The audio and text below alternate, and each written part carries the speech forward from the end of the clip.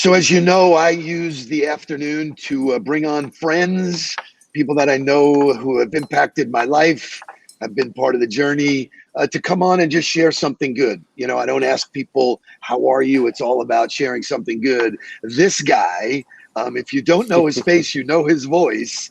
Dave LaMont's a really good friend. Dave LaMont and I met each other when I was in the cell phone business. He promoted me almost every day, all day, which is why still people call me the phone man, because of guys like Dave LaMont. So I'm thrilled to have him on with us today. Welcome, Dave LaMont. Take it away. Tell us something good. Boom.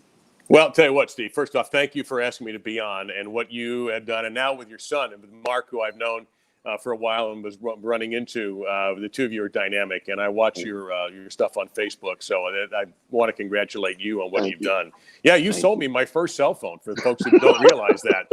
That, I think, was it this long, the cell phone? Was it, I don't. It was probably a Motorola brick or something like that. Something Crockett and Tubbs used on Miami Vice back in the day. What's good with me is, luckily, throughout all of this, my wife and I have been surrounded until recently by our boys and other loved ones, and they have moved on. And it's actually pretty interesting because the situation with the virus has either affected them or hopefully won't affect them, especially with the youngest one who just left for the University of Wyoming to finish his college basketball career. He is now in Laramie, got there on Sunday, was introduced to 7,700 foot of altitude after living in Florida almost his whole life. Holy cow. Yeah. So all of that, Steve, has been rewarding to see. There have been some challenges for the kids at an age that in their early 20s that, as you've talked about 1,000 times, and I have too, that no one could anticipate the direction that we have been on and where we're going. So I'm very pleased with that. You know, for a guy who makes a living with your voice, I knew you when you were on QAM and, dominant personality. You then moved on to broadcast college sports. What's your mind telling you, or what's going through your head about all of this stuff that's happening? Every week, and I'm not joking about this, if you ask me that question, let's say I was on in March when it first broke, and I was actually on a school trip in Washington, D.C., had gone to an NBA game the night before Rudy Gobert. Wow. And the convention was then abruptly canceled the next day, and we had to hustle 30 students on 2 different airplanes and spend 3 hours at the airport the night before. Just to get out. That's when I realized, just to get out. If you'd asked me then, I would have said no chance. And then let's go to the end of April, beginning of May, and you're starting to read that they're thinking about playing, at least without fans, but playing. So I've gone from totally pessimistic to very optimistic to somewhere in the middle. And right now I'm as baffled and confused as I have been about the future of college football, because I mentioned University of Wyoming. That's where my son is. They've had a couple of 100 tests, 0 positives. Notre Dame turned up just 1. But then you know about Clemson with 37. Florida had about a dozen. Where are we going with this?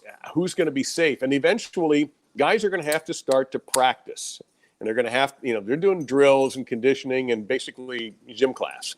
Gym class is going to be over if you're going to play football. And I think that's what we're going to find out, just how serious this is going to get.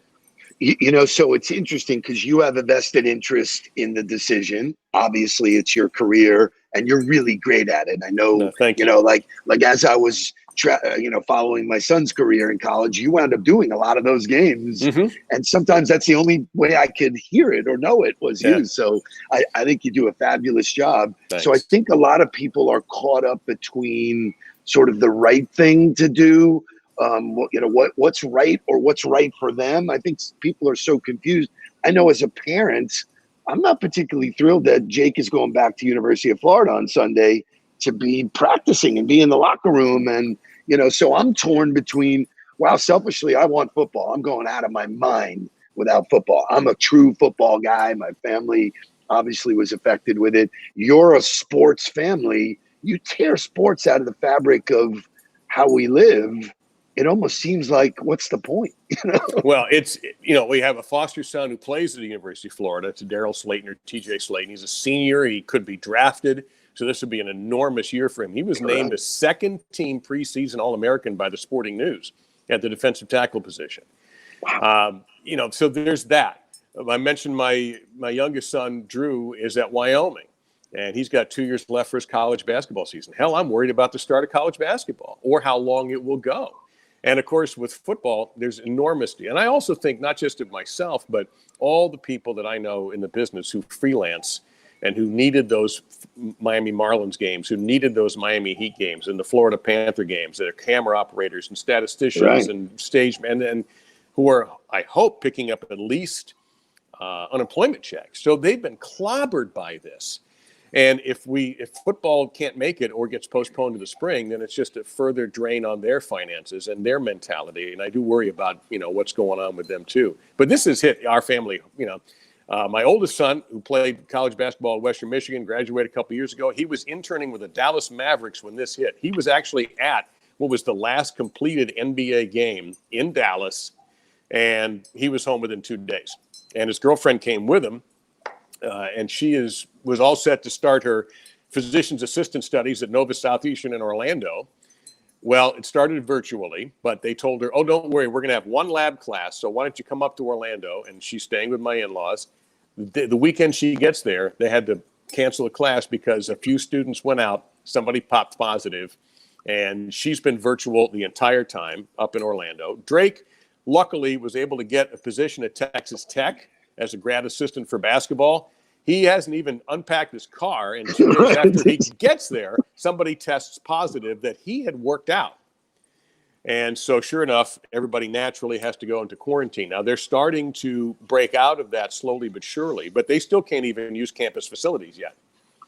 It's crazy, yeah. So, it's interesting because part of my career was spent speaking. I was fortunate to get invited all over the globe. I traveled just about every week. For me, it wasn't a hard pivot to do what I do virtually, but for a lot in my space, they're done. Either the content doesn't transfer or they just didn't have the skill sets to do it in this environment. So I know that you're pivoting and you just started a show, and I'd love for you to share with the audience what you're doing. I know my audience is thirsty for, new content. So tell us what you're doing. Are you there? Well, what I started to do, because frankly, it came out of boredom, Steve, to be honest with you, because I don't know what's going to happen. Hell, I might not get any work even if there is football. You don't know how many games there's going to be. We just don't know what's going on. So I started seeing people do shows on different formats, and I thought I could connect for 20, 25 minutes with people. And it's not very sophisticated right now, but I call it a nooner with Dave LaMont. Mild innuendo there. And a couple of days a week I do it. And I just started a week ago, and it received a very nice response. I put it up on my YouTube channel, which could desperately use some subscribers as well. And it's just whatever I feel like talking about. I have my big, complicated notepad right here that I use to write things down. And I keep it primarily sports because I think that's what people expect of me. But I don't want it to be a 100% sports show because everybody does that. How many sports shows are there out there? How many radio stations in our area alone have sports talk, whether it's locally generated or somebody just turns on a switch and it's nationally generated? So I'm hoping to come up with opinions that are mine, that might be a little bit unique. And eventually I'll get it more sophisticated. At the moment, it's just me and a camera. But I tried something yesterday that actually froze up on me. So I've got a ways to go in the technical part of it. But it's been fun for me. It's something to look forward to do. There's a sameness to some of these days, and you're looking for, and that's another reason I did it, was I needed something to kind of get me recharged and fired up again. I was missing that.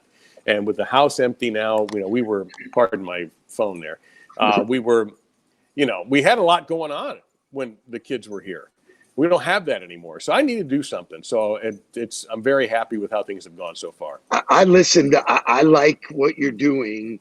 It proves a point that the barrier to entry to all of this stuff is zero. It's the will to want to do it. It's the will to put yourself out there. My memories of you when you were on the radio, where you were not just a sports guy. You commented on life. You have a sense of humor. The stuff you've done with Paul and Ron is, legendary, if there is such a thing. Really is. It's funny. And it was. I think you have a unique ability to laugh at yourself and to laugh at to laugh at things that are happening in life. And one of the things that the internet allows you to do is to build your own audience. And it is a slow build. It doesn't matter. It starts with your desire to do it, your desire to stand up and say, hey, I got something to say. And whether one person is listening or a million people are listening, and here's a great point. Every single person that started doing it sucked when they started. All of us. I mean, nobody said, oh, I know how to do this. I'm so happy that there aren't tapes of my earliest radio days around. I think they've all dissolved into dust because they're so old. And, I do some work at American Heritage High School just down the road from me in the broadcast classes as a senior advisor, just, a little work with we have a great TV program there, and we've traveled and won awards and all that. And I see these people who are 15, 16 years old. Number one, I'm envious of them because I didn't have that when I was that age. But when I work with them, I see them do things and I go, that was probably me. If I had been in that class, that's how I would have sounded. I would have spoken too fast, or I would have done this and done that. So when I not criticize, but when I rate them, I don't grade. I rate or say, hey, I try to keep that in mind and be constructively critical with these kids, as I would have accepted, hopefully, and I still have to accept from time to time, when I make a mistake or if I don't do something right. I'm my own worst enemy in that regard. I'm very self-critical, and that can be tough to live with at times. But it's important to offer that kind of criticism, and important to offer that in a constructive manner. There's no demeaning. That's useless now. This isn't the '60s where you go run through that wall, son, and you're running through the wall. Those days are over. Listen, good things happen to good people. In our last minute or so, I want you to share where they can find you on social media and your show, and any last thought on something good that helped you or is helping you get through this crazy time. Well, I'll start with the shows are Monday and Friday at noon, and it's Eastern time. If anybody's watching this outside of the Eastern time zone, it's called A Nooner with Dave LaMont on Facebook Live, and then afterwards I'll post it to YouTube. Now, I had a technical issue with the show. It's the third show, so I didn't post it, but I'm sure that'll be resolved. I'm on Twitter at Dave LaMont1, and it's a capital M in Lamont, and I have an Instagram account also, Dave LaMont. And honestly, Steve, I think the best thing about this whole experience for me has been the family time. I miss having the kids around. You think, the first time you were an empty nester, I was an empty nester, we were kind of like, whoo, good. And now we miss them a bit. But having my wife here, virtually every day, she goes to her office a couple days a week now. But that's been the biggest and best thing for me, is having her around and having that love and having that companionship. And when I need a kick in the butt or a pat on the back, there's nobody I needed, who gets through to me more than she does. You're a blessed guy. I mean, you guys have been together forever. 25-year anniversary was in May. Oh, that's awesome. And it's great. And you close with a great point.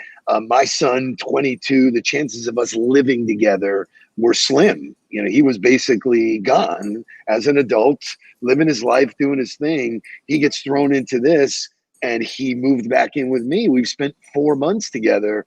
Yeah. I feel like I'm going to go through the Band-Aid ripping off again, because I love having him around. We've been working out, we've been eating right, talking, and boom, he goes back on Sunday, and I got to go through that same brain drain again. It's funny you say that, because my oldest was one of my best golfing buddies. I played golf Monday for the first time in a month, and the last time I played was with him.